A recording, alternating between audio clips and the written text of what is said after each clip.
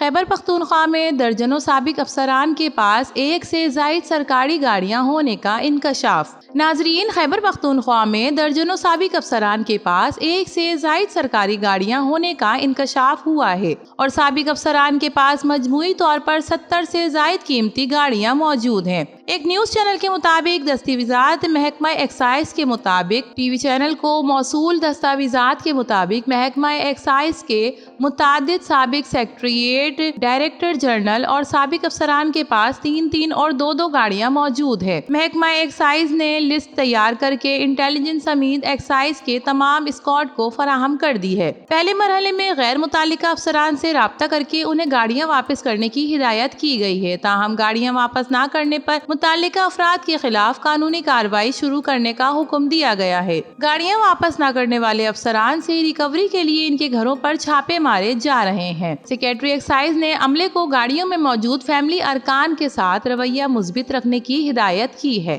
Secretary excise Faiyaz Ali Shah के मुताबिक excise गाड़ियों की रिकवरी में किसी किस्म की कोताही बर्दाश्त नहीं की जाएगी। वजीर आला के अहकामात पर हर सूरत सरकारी गाड़ियों की रिकवरी की जाएगी। जराये के मुताबिक स्पेशल स्क्वाड ने 6 गाड़ियां तहवील में ले ली थी जो आला अफसरान की मदाखलत पर वापस छोड़ दी गई थी। महकमा एक्साइज के मुताबिक 2 गाड़ियां खुसूसी स्क्वाड ने पकड़कर वेयर हाउस में खड़ी कर दी है। तो नाज़रीन, खैबर पख्तूनख्वा में दर्जनों साबिक अफसरान के पास जो जायद सरकारी गाड़ियां हैं, इनके बारे में आपका क्या ख्याल है? अपनी राय से जरूर आगाह कीजिएगा। वीडियो पसंद आए तो इसे लाइक कीजिए, HITV को सब्सक्राइब कीजिए। तो फिर मिलेंगे किसी और नई वीडियो के साथ, तब तक के लिए अल्लाह हाफिज।